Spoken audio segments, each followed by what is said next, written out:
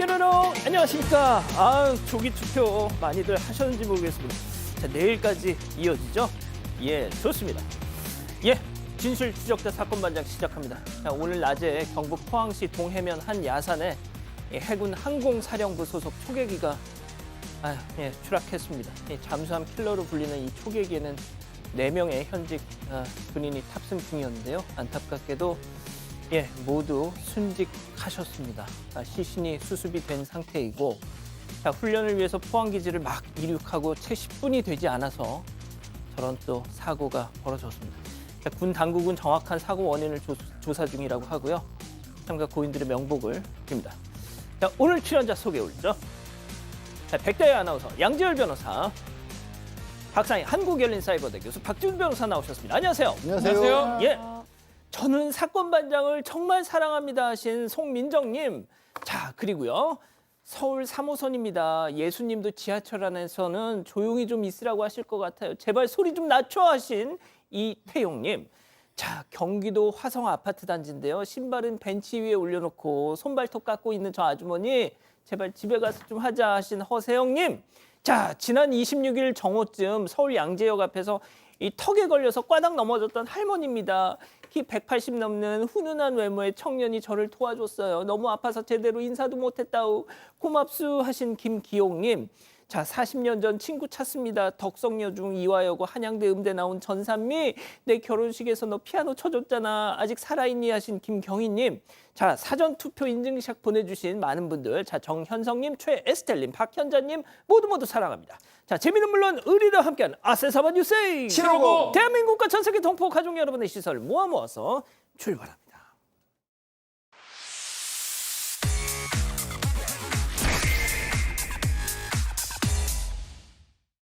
자, 첫 번째 가볼까요?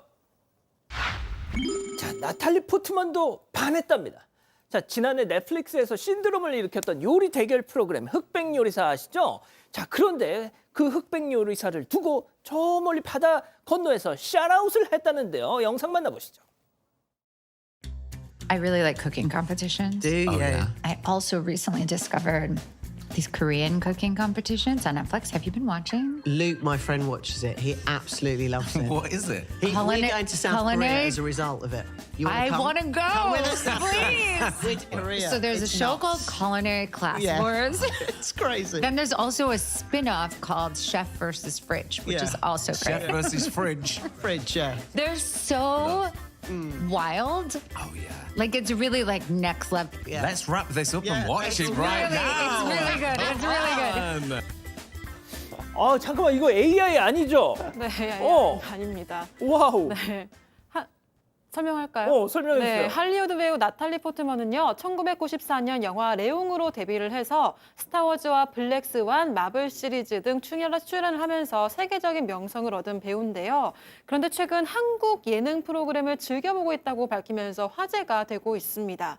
배우 나탈리 포트먼은 유명 팟캐스트 토크쇼인 디쉬에 출연해서 요리에 대한 이야기를 나누다가 최근에 뭐에 가장 빠져나는 질문을 받고 넷플릭스가 제작한 요리 서바이벌 흑백 요리사와 그리고 JTBC 예능 프로그램 냉장고를 부탁해를 애청하고 있다, 이런 답변을 했습니다. 와우. 그녀는 프로그램들에 대해서 정말 재미있고 차원이 다르다, 이런 평가를 했는데요. 또 한국에 가본 적은 없지만 가보고 싶다, 이런 소망을 밝히기도 했습니다. 박 변호사님. 네. 냉장고를 부탁해만큼이나 재밌는 게 또 사건 반장 아닙니까? 사반을 좀 보고 출연해 주면 좋겠다는 생각이 드는데 언어적 한계가 좀 있을 것 같다는 느낌도 들기도 하지만 잘 설명해 드릴게요. 자, 지금 보니까 흑백 요리사를 너무 좋아합니다. 그러다 보니까 이 흑백 요리사가 지금 아시는 분 알겠지만 그 아주 유명한 스타 요리사하고 약간 좀 70대 할머니, 이 두 사람이 붙었는데도 할머니의 요리가 이기는 그런 결과를 보여주면서 그런 것들이 좀 놀랍다라고 얘기를 하고 있습니다. 이 고든 렌지라는 아주 유명한 셰프가 있는데 여기에 수제자로 알려진 사람이 나도 이것 때문에 좀 가고 싶다라고 하고, 제작진 입장에서는 다음 시즌에 정말로 흑백 요리사 2에 고든 렌지 좀 섭외 좀 해볼까 이렇게 얘기를 하는데, 글쎄요, 나오면 좋을 것 같긴 한데요. 이야, 나올까요? 진짜 K컬처 진짜 대박입니다. 좋습니다. 자, 다음 이어가죠. 자, 양손에 흉기 하나씩입니다. 자, 아파트에서 벌어진 충격적인 상황 영상 만나보시죠. 자, 엘리베이터 문 딱 열리는데 눈앞에는 커다란 흉기를 든 남자가 서 있습니다. 자, 시민들은 저걸 보고 그냥 얼음이 돼서 그냥 빤히 보고만 있어요. 자, 이내 뒤돌아서 떠나는데요. 자, 이번엔 그 남자 엘베에 올라타더니 양손에 흉기를 들고 저렇게 문이 열리자 어디론가 내려서 갑니다. 자, 잠시 후 신고받고 출동한 경찰. 혹시 몰라서 테이저건도 저렇게 다 챙기는데요. 자, 그 남자가 살고 있는 집 앞쪽으로 가 퉁퉁퉁. 야, 문 열어! 문 열어! 자, 잠시 후 그 남자가 문을 열고 자, 그런데 흉기를 들고 경찰에게 바로 돌진을 하려던 바로 그 순간 테이저건을 발사해서 일단 저 남자를 제압. 자, 발사한 것 같습니다. 자, 지금 제압이 됐네요. 와, 진짜 날이 더워지니까 이런 미치광이들이 진짜 슬슬 나오기 시작합니다. 네, 지난 9일에 경북 구미시의 한 아파트에서 벌어진 사건이에요. 너무 이제 주민들이 놀라셨을 것 같아요. 저 같으면 뭐 그냥 얼어붙거나 뒤로 넘어졌을 것 같은데 양손에 흉기를 들고 이웃 주민들을 위협하다가 또 아파트를 배회했습니다. 주민들이 놀라서 관리사무소에 신고를 하고 112에 신고를 했어요. 그래서 경찰들이 출동을 했는데 지금 보시다시피 경찰들이 들어가자마자 양쪽의 흉기를 계속 들고 대들었어요. 결국에는 이제 테이저건으로 제압을 하기는 했습니다. 그런데 이 사람 범죄를 계획한 건지 무슨 망상에 빠진 건지 모르지만 너무너무 주변 사람들 무서웠을 것 같습니다. 자, 저 문 열리자마자 뭐 어떤 전조도 없어요. 그냥 달려들어. 자, 만약 저 테이저건이 빗나갔거나 제대로 발사가 안 됐다면 정말 저는 좀 저런 상황에 대비한 이렇게 좀 막을 수 있는 장비들도 좀 가졌으면 좋겠어요. 방검복을 입으시더라도 팔다리 같은 데는 공개가 이게 드러나 있잖아요. 저 사람 현행범 체포가 돼서 지금 특수공무집행 방해, 그러니까 흉기를 들고 경찰대를 위협했기 때문에 일단 구속은 시켰는데 범행 동기 도대체 왜 그러는지는 알 수가 없다고 합니다. 근데 왜 그랬는지 따지기 전에 정말 위험한 상황이었어요. 주민들은 또 얼마나 무서웠겠습니까? 예. 정말 이 경찰관 여러분들 이 보호 장비 좀 이게 좀 많은 좀 연구가 있었으면 좋겠습니다. 자, 다음 이어가죠.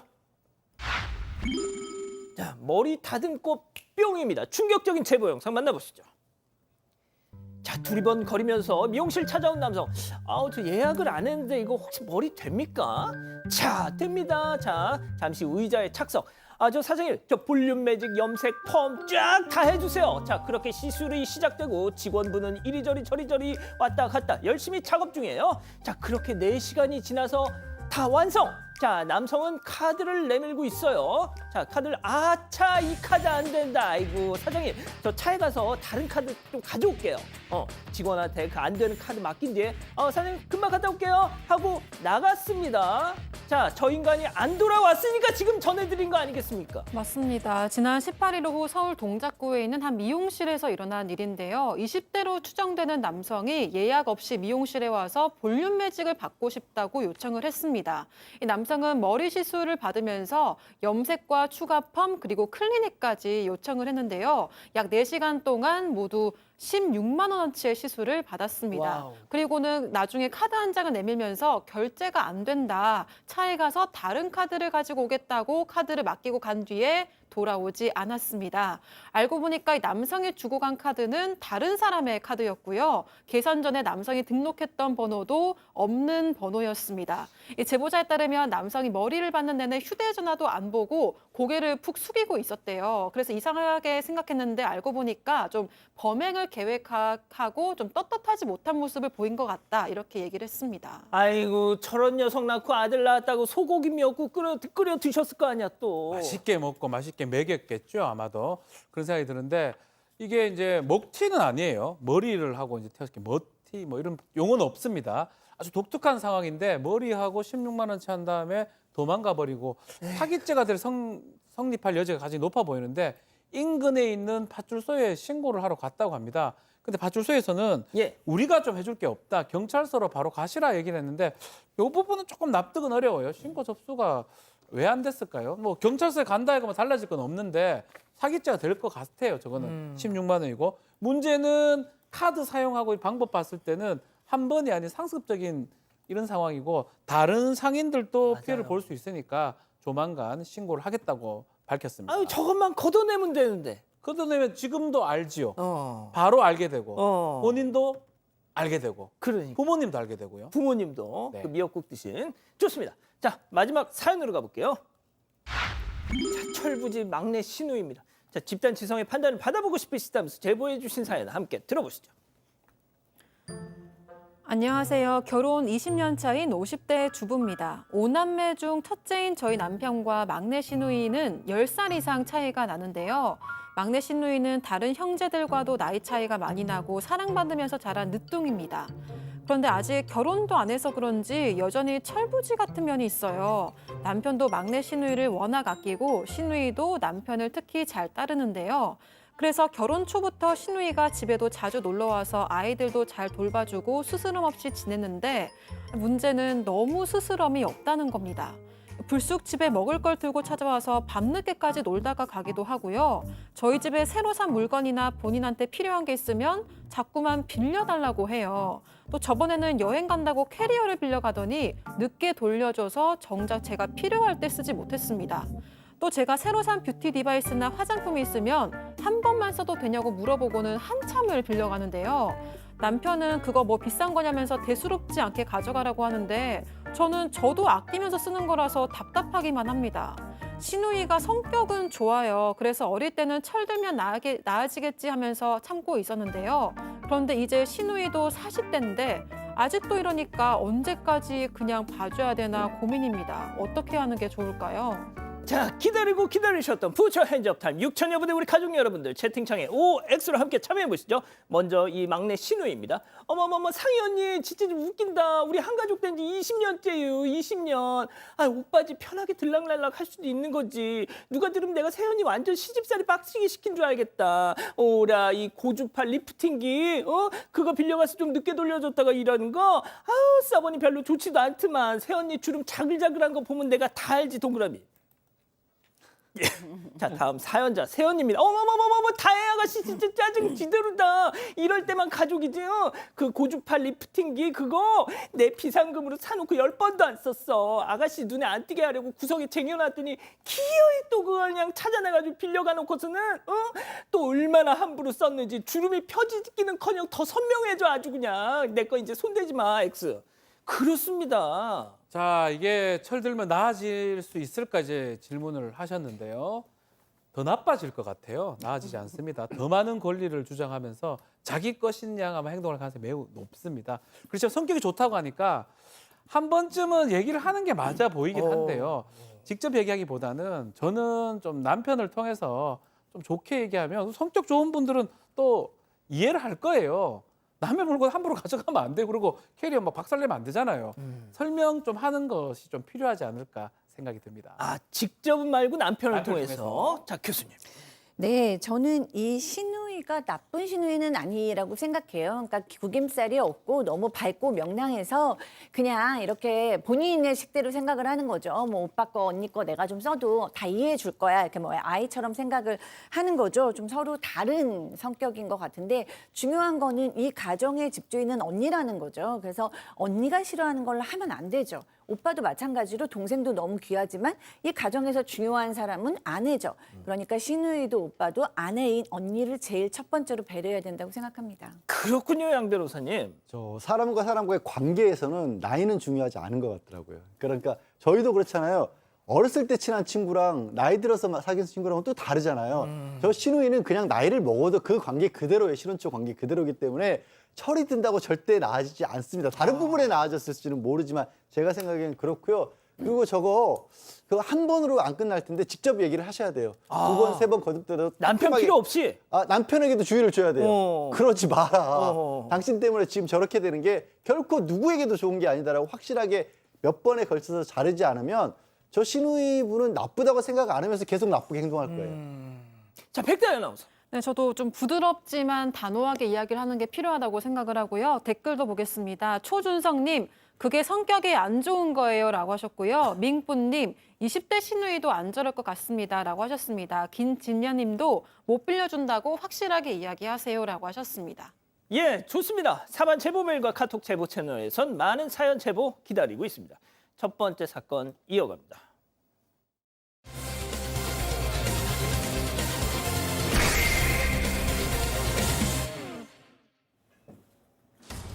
서울의 한 도로, 한 여성이 쫓기듯 도망치고 그 뒤로 한 남성이 따라 붙습니다. 얼마 못 가서 도로 한복판에서 붙잡힌 여성, 머리채를 붙잡혀서 이리저리 휘둘리고 길바닥에 내팽개 쳐지기까지 하는데요. 이후로도 남성의 무자비한 폭력은 멈추지 않았고 지나던 행인들이 말린 후에야 여성은 가까스로 벗어날 수 있었습니다. 그런데 이 두 사람 놀랍게도 부부였습니다. 이후 이혼을 하긴 했지만 전 남편의 악행은 계속되고 있다고 하는데요. 지금부터 자세하게 알아보겠습니다. 자, 저희가 한번 전해드렸던 사건인데 이 제보자께서 방송 이후에도 여전히 기막힌 일을 겪고 계신다면서 또 연락을 주셨어요. 제 기억으로는 그때 방송 당시에 우리 양재열 변호사님이 정말 이 감정을 주체를 못하셨던 그 기억이 선명합니다. 그럴 만했고 저는 지금 너무 놀란 게요. 아직도 그러고 있다라는 겁니다. 그 방송이 2023년 10월에 나갔던 겁니다. 1년 반 정도가 지났는데 반이 더 지났죠. 여전히 악행을 계속하고 있다라고 합니다. 이 남편이었던 사람, 이 사람 청혼할 때조차도 자기 손목에 반딧불 지지는 걸로 그렇게 정말 폭력적이고 이런 식으로 청혼을 했던 거군요. 그 아내분이 될 사람한테.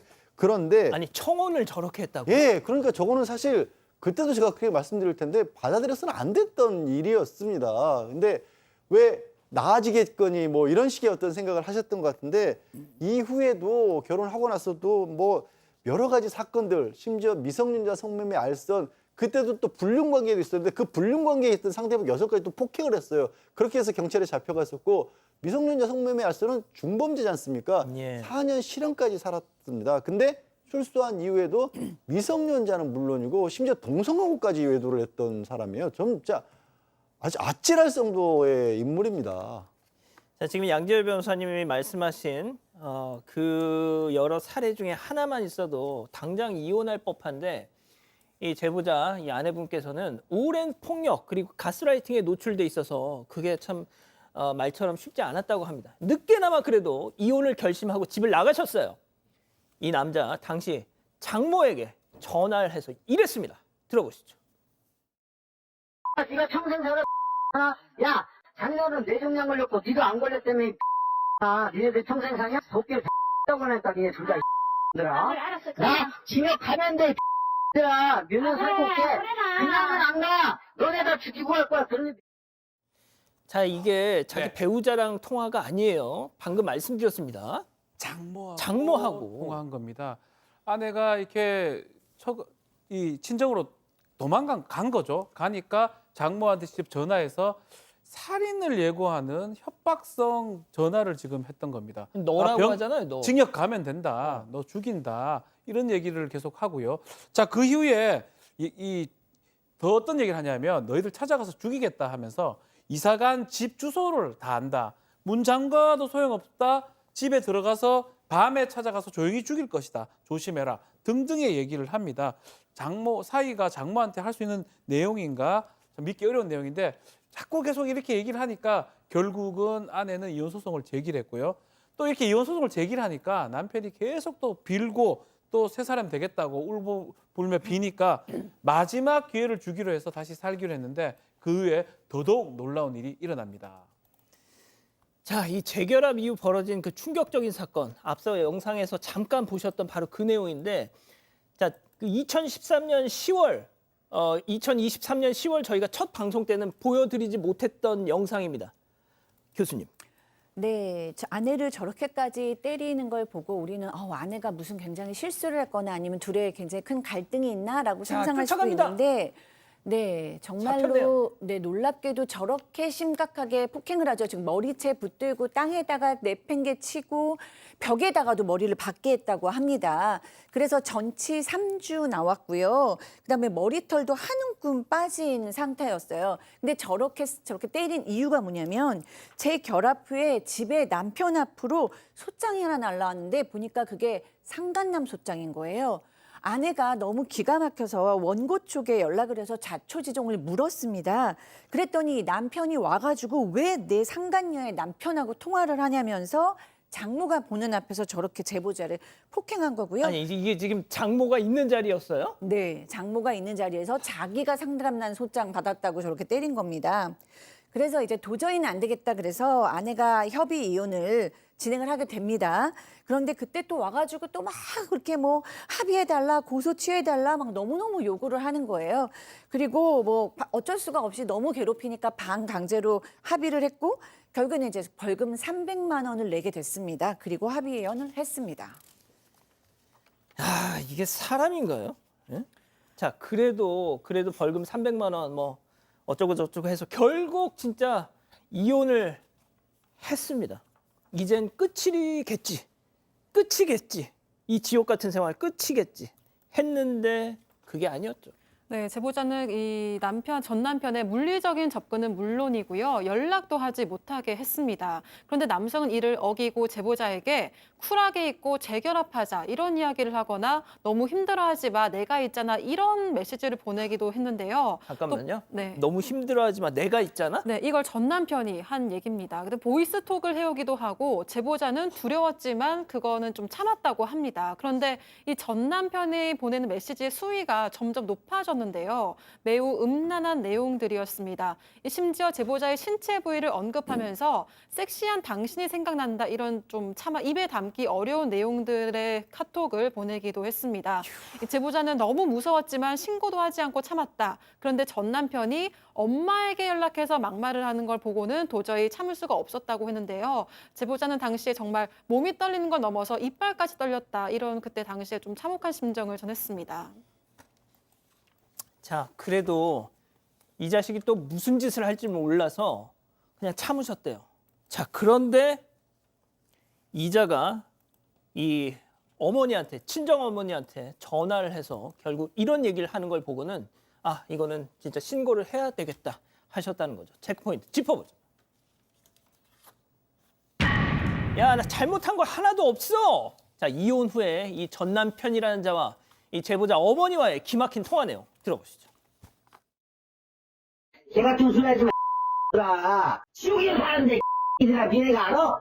내가 호구야? 이 들아 네가 이들아 네 딸내미 감싸가면서 들아 딸내미 단속이나 해 들아 나한테 상처 주지 말고 야 나는 잘못한 거 하나도 없어. 내가 만나서 자녀한테 잘못한 건 없거든. 내가 뭘 잘못했는데 잘못이 내가 잘못한 거 하나도 없단 말이야. 나는 진짜로 나는 열심히 생각밖에 없어요. 뭐예요 도대체? 결국은 이게 재판을 하지 않을 수 없는 상황이죠. 가정폭력법 그리고 성폭법상의 통신매체 음란 보냈는 것 등등으로 재판에 넘겨졌는데 재판에 가서도 사실 좀 문제가 좀 있습니다. 재판에서는 이 법원의 명령 같은 걸 무시하고 계속 반복했기 때문에 이 범행은 인정이 되고 또 전처에게 정치적 충격을 줬는데 범행을 인정하고 반성하는 것에 참작이 돼서 징역 1년에 집행유예 3년이 선고가 됐습니다. 집행유예가 선고가 됐는데 이때 좀 문제가 좀 생겨요. 지인이 이 판결 선고 현장에 가 있었다고 하는데 이 지인의 얘기에 따르면 이 사람 전 남편이 태도가 황당했다고 합니다. 이렇게 집행유예를 선고를 하면서 수강명령을 부과하는데 예. 수강명령 몇 시간을 부과하니까 갑자기 손을 들면서 판사 주문을 하고 있는데 예. 나 예전에 수강명령 받았는데요. 또 해야 됩니까? 좀 빼주십시오라고 얘기를 했습니다. 그러니까 판사가 사실은 주문을 할 때 효력이 발생하기 때문에 그 효력은 사실은 법적 효력은 발생한 거예요. 어쩔 수 없이 또 받으십시오라고 말만 밖에 못했는데 실제로 이런 행동을 하는 걸 봤을 때는 반성이 없다고 봐야 되겠죠.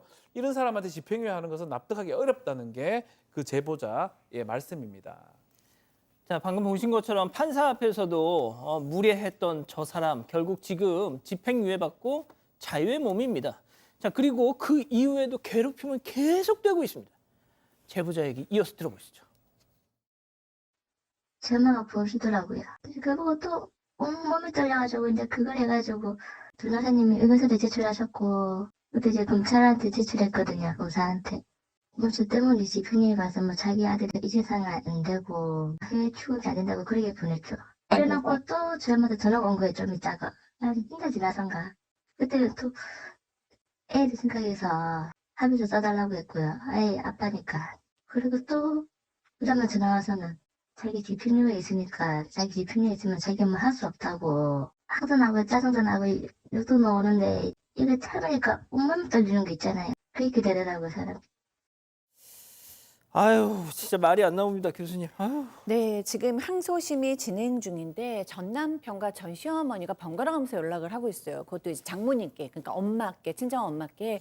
그런데 그 내용이 일단 아까 보신 것처럼 누구 때문에 저 해외여행도 출국 금지 못 나간다고 합니다라고 마치 이 아내 때문에 그런 것처럼 썼는데 이 아내가 예전에 결혼 생활을 할 때 우리 해외여행 좀 가자 뭐 이런 식으로 얘기했더니 본인은 전과가 있어서 해외를 못 나간다 이런 식으로 얘기를 했었대요. 그래놓고 이제 와서 괜히 이 아내 탓을 하는 것 같다라고 얘기했고요. 또 더 기가 막힌 건 전 시어머니도 계속했던 사돈이었던 이 친정엄마한테 연락을 계속하는 겁니다. 그래도 애 아빠인데 이렇게 애를 뭐 일도 못하게 이렇게 해서 되겠냐 그러면서 그 아기를 생각해서라도 합의서를 써달라. 집행유예 있으면 계속 일하기 어렵다. 이렇게 또 합의를 종용하고 있고요. 거기에다가 뭐 우리 아들이 활동을 못하게 발목을 잡으니 속상하고 우라통이 터진다. 아무리 화가 나도 애를 생각해서 이러면 안 되지 않냐라고 얘기하는데 이런 거 하시기 전에 본인의 아들을 지금 어떻게 치료를 하시던지 큰일 나시기 전에 아들 관리부터 좀 하셔야 되지 않나 싶습니다. 이야, 이 모자가 양 변호사님. 저는 이걸 어떻게 봐야 될지 뭔가 그냥 단순하게 형사처벌로 감당하기 어려운 정도의 문제가 있는 게 아닌가 싶어요. 그래서 1심에서는 말씀 들으신 것처럼 집행유예가 그냥 나왔는데 이게 너무 가볍다라고 판단하셔서 제보자분은 항소심에 이제 변호사를 선임해서 지금 대응을 하고 계신다고 합니다. 의견서도 제출했고요. 왜 그럴 수밖에 없냐면 아시다시피 주소도 알고 사실 일반적인 생활 습관 이런 것도 다 알기 때문에 낯선 이로부터 위협받는 것보다 훨씬 무서운 상황이지 않습니까? 이제 선임한 변호사분이 당연히 뭐 같이 하고 있겠지만 신변 보호 조처라든가 필요한 탄원서라든가 주변에서의 뭐 탄원서 이런 것들도 좀 같이 제출하는 게 아마 도움이 될 겁니다. 그분이 잘 같이 하고 계시라고 믿습니다. 자, 이 저희가 생각하는 그 최악의 상황이 벌어지지 않기를 바랍니다. 뭐 2심 재판부나 좀 이렇게 좀 감안을 해 주셨으면 좋겠어요. 정말 걱정됩니다. 첫 번째 사건 정리하고요. 두 번째 이어갑니다.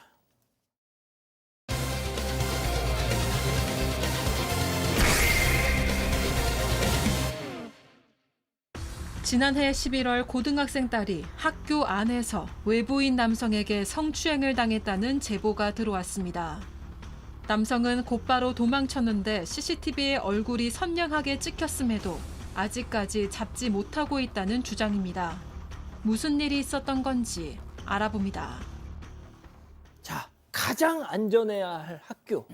그 학교에서 느닷없이 학생이 학교에 와가지고 성추행을 당했습니다. 네, 지난해 11월 29일에 부산의 한 고등학교에서 발생한 사건입니다. 당시 고등학교 3학년이었던 제보자의 딸은 오전 8시 40분쯤에 등교를 했다고 하는데요. 그런데 이 딸이 등교한 지 얼마 안 돼서 이 제보자에게 전화를 다급하게 걸었다고 합니다. 엄마, 이상한 남자가 엉덩이를 만지고 갔어라고 말을 했다고 하는데요. 이 학교 안에서 이 낯선 남성에게 성추행을 당했다는 건데 다행히 딸이 이 도망치는 남성의 뒷모습을 사진으로 찍었다고 합니다. CCTV를 확인해 보니까 저 남성은 사건 당일 오전 7시 40분에 학교에 들어왔다가 다시 밖으로 나가고 나서 8시 40분쯤에 다시 학교로 들어왔습니다. 그리고 1층에서 엘리베이터를 기다리고 있던 제보자의 딸을 성추행을 한 건데요. 제보자는 이른 시간에 학교에 왔다가 학생들이 없으니까 1시간쯤 뒤에 다시 학교에 온 것 같다면서 계획적인 범행이었던 것 같다고 전했습니다. 자, 이게 지금 평일 오전 상황이에요. 저 제보자분의 따님이 학교에 와서 지금 했는데 갑자기 어디서 어떤 남성이 노더니 저렇게 성추행을 하고 도망가는 겁니다. 자, CCTV에 얼굴이 찍혔고 따님도 사진을 찍었습니다. 자, 그런데 왜 못 잡은 걸까요? 체크포인트 짚어보죠. 공문 신고가 무슨 얘기일지 직접 들어보시죠.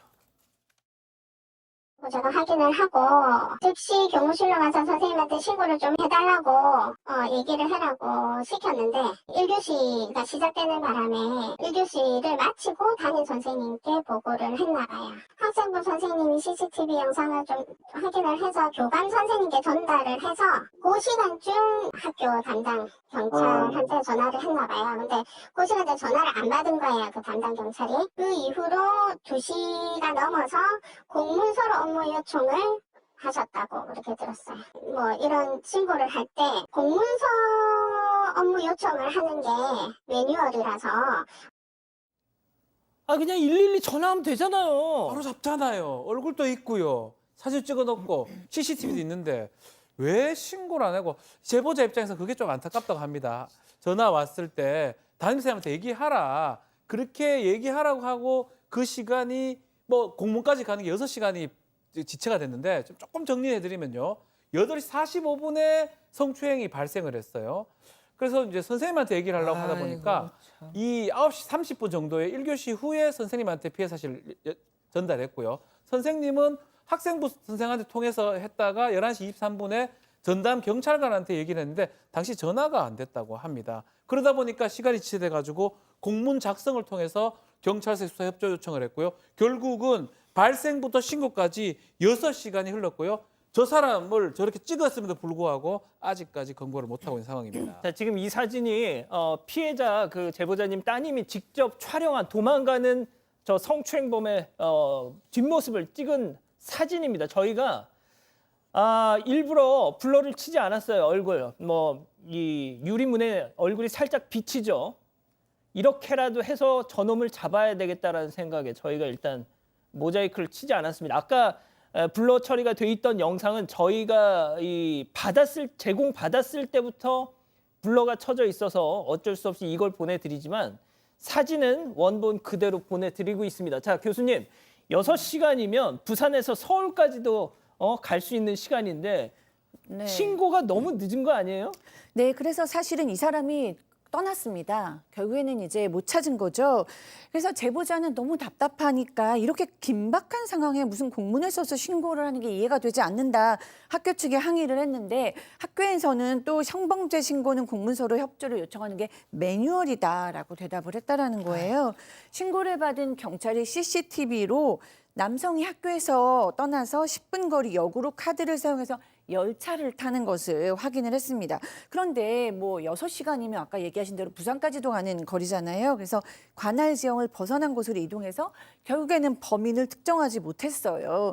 그렇기 때문에 뭐 경찰에서도 뭐 결국에는 뭐 제보자께서는 지문인식이라도 했어야 되는 게 아니냐라고 얘기하지만 경찰은 이미 사실은 뭐 열도 높고 습식기도 있고 이래서 지문인식이 그렇게 쉽게 되지를 않는다라고 얘기했고 좀 즉각적으로 신고가 이루어졌으면 검거가 됐었을 수도 있다라고 얘기를 했고요.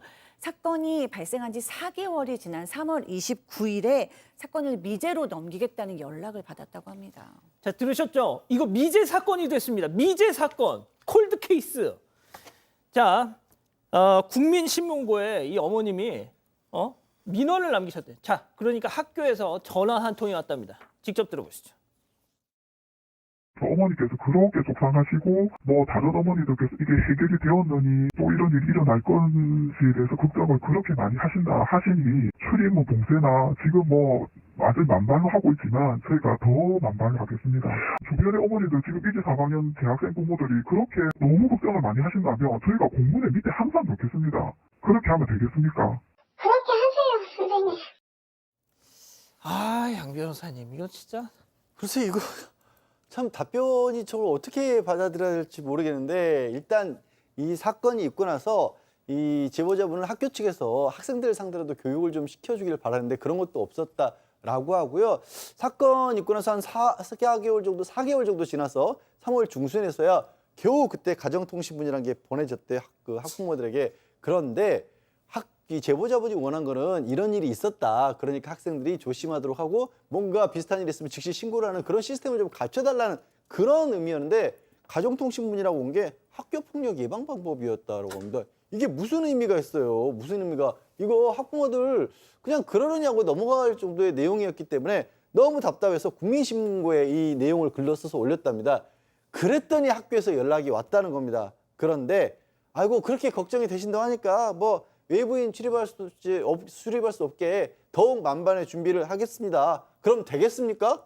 이렇게 지금 들리잖아요. 이게 뭐 대응이나 사과 이런 게 정말 진심이 어머니 제보자 입장에서 안 느껴질만 하고요. 학교 측에서도 왜 이걸 이렇게 좀 가볍게 여긴 거 아닌가 하는 생각이 들 수밖에 없네요. 자, 박 변호사님, 그런데 방송 진짜 스튜디오 들어오기 직전에 소식이 전해졌어요. 새로운 소식, 검거 소식은 아닙니다. 예, 범인을 특정했다는 소식은 들어왔습니다. 저놈. 예, 저 사람, 예. 방송 직전에 이제 경찰이 범인을 특정을 했는데요. 홍콩. 첫 번째 수사를 해보니까 이 사람 CCTV에서 사실 마지막 발견됐는데 찾아보니까 부산에 여행으로 온 홍콩 사람으로 특정이 됐고요. 이 사람 숙소를 이용해다가 학교에서 멀리 떨어진 숙소를 이용하고 선불용 교통카드를 사용해서 이 왔다 갔다 했던, 그리고 사건 이후에 배를 타고 떠났다고 합니다. 아, 떠났어요? 그래서 빨리 했었어야 되거든요. 아이고, 재수사를 좀 해봤어요. 해서 승선했던 사람들 일일이 다 대조를 해봤습니다. 300여 명. CCTV 사진하고 대조를 해서 사람은 특정을 하긴 했습니다. 그럼에도 불구하고 지금 홍콩에 가 있는 사람 체포하기는 어렵겠죠. 또 이 사건을 갖고 뭐 국제적 공조하기도 쉽지 않은 상황이고, 만약에 한다면 이 사람이 한국에 돌아왔을 때 그때는 체포가 가능한 그런 상황이 아닌가 생각이 됩니다. 근데 문제는 그 이후에 한국 입국 기록은 없습니다. 자, 교수님 보세요. 결국 공문 보내세요. 막 이러고 하다가 지금 갔어, 이미 벌써. 그러니까요. 꼭 잡아야 되는 범죄자를 우리 사회가 뭐 놓쳤다는 것도 너무 안타깝고요. 그다음에 지금 이 성추행을 당한 이 제보자의 따님은 뭐 트라우마가 있는 거예요. 그래서 처음 2주 동안은 그날 입은 옷은 정말 볼 수도 없다라고 얘기를 했고, 그때 느낌이 생각나니까 내 엉덩이를 떼버리고 싶다라는 얘기까지 했다라는 거예요. 그러니까 성추행이나 성폭행 문제가 있으면 또 범인이 특정되지 않으면 그거를 마치 내가 뭘 잘못해서 내 엉덩이가 무슨 죄가 있고 내 옷이 무슨 죄가 있어요. 내 수치를 느끼고 내 자책감을 느낄 수 있거든요. 그렇기 때문에 범인이 꼭 특정됐어야 되는데 그게 너무 안타깝고요. 이 학생은 안정제도 처방받아서 먹었었는데 다행히 지금 이제 타지방으로 대학을 가서 예. 조금 괜찮아지고 있다고는 하지만 앞으로 이런 경우에는 좀 긴급하게 해결됐으면 좋겠다고 전하셨습니다. 그러니까요. 자, 두 번째 사건 정리하고요. 사건 연구소 이어갑니다.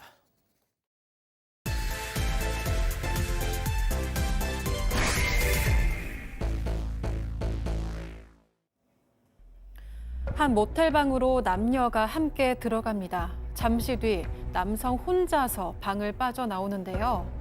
그런데 방에 남겨진 여성은 퇴실 시간이 한참 지나도 모습을 보이지 않습니다. 수상함을 느낀 모텔 주인이 직접 방문을 열어보는 순간 충격적인 장면이 펼쳐집니다. 오늘 사건 연구소의 키워드는 덫에 걸린 여자들입니다. 자, 10년 전 2015년 있었던 사건입니다. 자, 양 변호사님, 모든 건 이 모텔 주인의 신고로부터 시작됩니다. 네, 2015년 3월 26일 오전 6시가 넘은 시간이었습니다. 한 남성이 백팩을 메고 이 서울 관악구에 있는 모텔에 들어섭니다. 그리고 여성과 함께 들어왔던 겁니다. 그런데 2시간이 지나서 그 남성은 모텔을 빠져나가는데 여성은 보이지가 않았던 거예요. 그래서 이 지금 모텔 사장님이 전화도 해보고 해도 아무래도 나오질 않아서 이상해서 방을 열고 들어가 봤더니 이불 속에서 깊이 잠이 드는 듯한 모습이었습니다. 하지만 흔들어 깨워도 일어나지 않았고 숨을 쉬지 않았습니다. 사실 이미 사망했던 상황이었고요. 더 충격적인 부분은요. 숨진 여성 고작 14살짜리 중학생이었습니다. 그리고 CCTV를 확인해 본 결과 같이 있었던 남성은 30대 후반의 김 씨로 확인이 됐습니다. 자, 그런데 모텔 주인이 방문을 열기 전에 그 방 안에 들어간 또 다른 남성이 있었다고요? 맞습니다. 30대 김 씨가 모텔을 빠져나가고 나서 또 다른 남성이 객실을 찾아와서 문을 두드리고 손잡이를 돌리려고 했습니다. 잠시 뒤에는 이 모텔 주인을 불러서 기어이 그 방으로 들어갔는데요. 이 모텔 주인에 따르면 남성은 피해자의 친오빠라고 주장을 했다고 합니다. 그리고 잠시 뒤에는 동생이 일어나지 않는다면서 이 모텔 주인과 함께 방으로 들어갔다는 건데요. 이후 숨진 피해자를 발견하고 이 모텔 주인이 경찰에 신고를 했습니다. 그런데 이 피해자의 친오빠라고 주장한 남성의 말이 사실인지 하는 의문이 남는데요. 네. 경찰 조사 결과는 전혀 달랐습니다. 누구였나요? 이 친오빠가 아니라 성매매 알선업자였습니다. 연락이 끊기니까 직접 모텔까지 찾아와서 찾았던 거였습니다. 자, 일단 그 얘기는 잠시 후에 하고, 자, 이 유력한 용의자 그 김 씨 네. 어디로 간 겁니까? 네, 결국에 자신의 집에 있다가 붙잡혔습니다. 뭐 없는 척도 하고 도주도 했는데 잡혔고요. 그런데 말을 이렇게 황당하게 하는 겁니다. 내가 성매매를 한 건 맞지만 살인을 하지 않았다. 내가 방에서 나올 때 그 아이는 휴대전화로 모바일 쇼핑을 하고 있었다라고 얘기를 해요. 그렇지만 그때 이제 현장에서는 제3자의 침입 흔적도 없었고 결정적으로 그 숨진 피해자의 손톱 밑에서 김 씨의 살점이 나왔습니다. 결국에는 이제 추궁을 계속했어요. 그랬더니 자백을 했는데 아유 너무 안타깝게도 질식을 시킨 후에 수면제를 사용했다고 자백했습니다. 자, 그런데 박 변호사님, 네. 저 저자가 이 피해자 여중생 14살짜리 여중생을 살해한 뒤에 무언가를 갖고 도망쳤다면서요? 돈을 가져갔습니다. 13만 원. 그 돈은 뭐냐면 성매매 대가로 건넨 그 비용입니다. 그것을 그대로 챙겨서 도주를 했는데 더 충격적인 게 이 김 씨의 입에서 나온 말인데요. 경찰 조사 과정에서 성매매를 좀 성의 없게 하니까 그래서 이런 범행을 저질렀다고 주장을 합니다. 실제로는 돈만 가져갈 계획이었지 기절만 시키려고 했는데 살해할 의도가 없었다라고 주장을 하고 있고요. 계속해서 이런 말을 합니다. 돈을 줄 가치도 없는 여자다. 이런 주장도 했다라고 합니다. 또 범행 이후에 청소도 했고요. 또 증거를 챙겨서 도주했고 택시를 3번 정도 갈아타는 치밀함도 보였다고 합니다. 참, 10년 전에는 왜 저런 자들의 신상을 공개하지 않았던 걸까요? 진짜 이해할 수가 없어요. 자, 양 변호사님, 과연 이게 첫 번째 범행이었을까요? 그럴 리가 없죠. 이 사건이 있기 보름 전에도 20대 여성과 함께 성매매를 한 뒤에 똑같은 방법으로 목을 압박해서 기절시키고 돈을 빼앗았고요. 그게 뭐 1월부터 3월까지 사이에 그런 식으로 똑같은 수법으로 기절시키고 도주한 사례가 한 10여 차례까지 있었다라고 합니다. 그런데 그중에 한 명의 피해자는요. 그 충격으로 스스로 목숨을 끊는 일까지 있었다라고 합니다. 그리고 이 상황에서는 또 수면 마취죄까지 있었잖아요.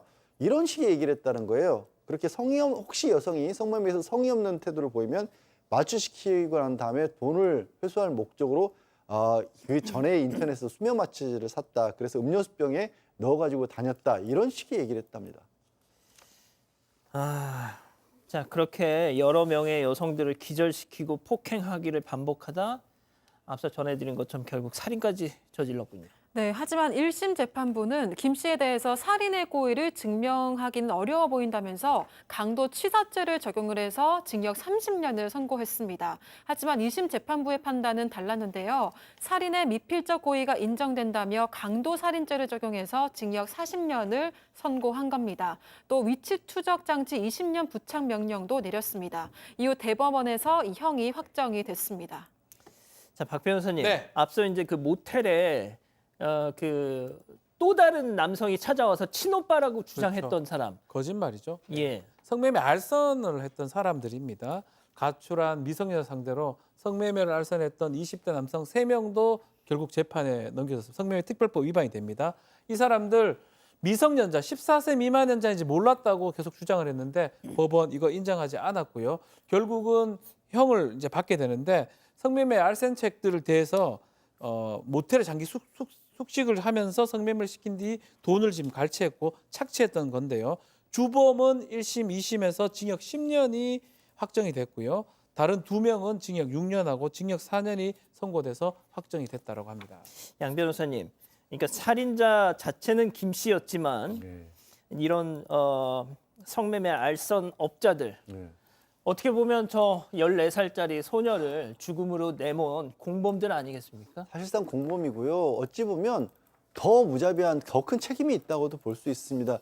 어떤 사회적 경험이나 판단 능력이 없는 미성년자들을 저런 곳에 보냈을 때 다른 연락책도 없고 어떤 사람들이 나와서 정상적인 사람일 리가 없지 않습니까?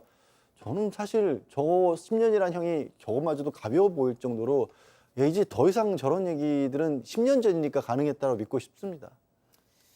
예, 알겠습니다. 사건연구소 이렇게 정리하고요. 글로벌픽 이어갑니다.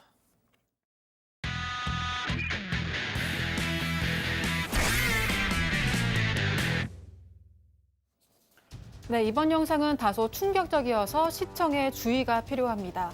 군중들 사이에 선 차량이 공격을 받고 있는데요. 갑자기 속도를 높이기 시작을 하더니 네, 뒤로 도망치던 사람들까지 망설임 없이 충돌하고 나서야 겨우 멈춥니다. 광장에서 지금 차가 돌진한 거예요? 네, 그러자마자 사람들이 얼른 달려가서 차를 막고는 운전자를 꺼내려고 하고 뒤에서는 바닥에 쓰러진 부상자들을 챙기기 바쁜데요. 기뻐야 할 축제 현장이 순식간에 악몽으로 변하고 말았습니다. 이거 뭐예요, 이거? 네, 영국 프리미어리그 축구팀이 리버풀의 리그 우승을 축하하는 퍼레이드를 하던 중에 사건이 벌어진 건데요. 당시 운전자는 약물에 취한 상태였다고 합니다. 이 사고로 수십 명의 부상자가 발생했지만 모두 무사히 회복 중이라고 합니다. 아유, 사망자가 없군요. 다행입니다. 다음 이어갑니다. 한 여성이 도망치듯이 가게 안으로 들어옵니다. 다른 손님들이 밖을 보더니 깜짝 놀라면서 자리를 피하기 시작합니다. 왜? 그들을 따라 돌아온 건 바로 왜요? 왜? 자 보세요. 나치 상태의 남성입니다. 아, 심지어 손에 흉기까지 들고 있습니다. 자, 몸에 막 문신도 있는 것 같은데요. 네, 직원이 애써 침착한 척 하던 일을 마저 하고 있습니다. 그러니까 남성 이분은 주방으로 들어가서 왜 들어와? 다른 사람들을 건드리기 시작합니다. 왜 들어와? 직원이 팔을 잡고 살살 말리니까 또 방심했는지 또 등을 돌립니다. 자 보세요. 그런데 그 순간 뒤에서 다른 직원이 덥석 이 남성을 안고 몸부림치는 남성을 질질 끌고 나갑니다. 도대체 왜 그랬는지까지는 이유가 우리나라에는 알려지지 않았습니다. 직원의 침착한 행동 덕분에 부상자 없이 모두 무사할 수 있었다고 합니다. 진짜 왜 이렇게 그냥 이상한 인간들. 자, 다음 이어갑니다. 자, 지금 결혼식의 마무리 부케 던지기 이벤트가 막 시작하려고 합니다. 신부가 부케를 손에 들고요. 던집니다. 한 남성이 얼른 낚아챘습니다. 그리고 신부 들러리로 선 여자친구에 가서 무릎을 꿇는데 받아주는 게 아니라 자꾸 뒤로 도망칩니다. 왜 저래? 거절하는 거? 아유, 거절하는 창피해. 거? 자, 그걸 보고 웃던 다른 들러리들이 옆을 가리킵니다. 왜요? 뭘까요? 잘 맞어요. 저 남성이 진짜 여자친구, 그러니까 여자친구를 헷갈려가지고 다른 자에게 간 겁니다. 그래서 진짜 여자친구에게 달려가서 부케를 주고 청혼을 합니다. 아니, 이게 가능한 일이에요? 정신이 없었던 거죠. 해도 너무 긴장한 탓이었던 건데 글쎄요. 저 남성 억울할 수도 있었던 게 보세요. 신부 들러리들 옷이 다 똑같이 생겼고 리허설 했을 때하고 동선과 위치가 바뀌었답니다. 어쨌든 프로포즈 잘 마쳤다니까요. 여성분이 참 인내력이 좋네요. 뻥치시네. 저는 못 믿겠어요. 안 믿어집니다. 그게 왜 뻥치시네. 몰라요? 아이고. 교수님. 저 헤어져야 돼요. 왜 그래요? 저걸 받아줬다잖아. 난 안 받아. 아이고, 뭐야, 사람들 앞에서. 웃기시네. 자, 죄송합니다. 마지막 영상 이어갑니다. 네, 아이가 강아지와 함께 도로가에 앉아 있습니다. 아이스크림을 먹는 걸 강아지가 부럽다는 듯이 쳐다보고 있는데요. 하지만 착한 아이가 강아지에게 한 입을 주고 아이고. 이렇게 자기 한 입 먹고 또다시 강아지에게 한 입 주는 걸 반복하고 있습니다. 소중한 간식이지만 친한 친구인 강아지에게는 아낌없이 내어주고 있는데요. 딱히 권하고 싶진 않습니다. 네, 영상을 본 누리꾼들은 좀 비위생적이어 보인다, 강아지 몸에 안 좋을 것 같다 걱정하면서도 순수하고 따뜻한 아이 덕분에 기분이 좋아졌다고 칭찬을 하기도 했습니다. 아니, 강아지 몸에 안 좋은 게 아니라 아기 몸에 안 몸에 안 좋죠. 자, 글로벌 픽 정리하고요. 잠시 뒤에 돌아옵니다. 커피는 향부터 천천히. 보통은 그렇게 못하죠. 온종일 치열하게 사는 게 보통이니까. 보통의 하루에 메모드급 에너지 가득. 우리의 보통 날을 채우는 커피. 메모드 커피. 불길 넘어 서로를 향한 마음들 잊지 않겠습니다. 보이지 않는 위험까지 놓치지 않도록 한컴 AI가 하겠습니다. 당신 곁을 지키는 기술 한컴.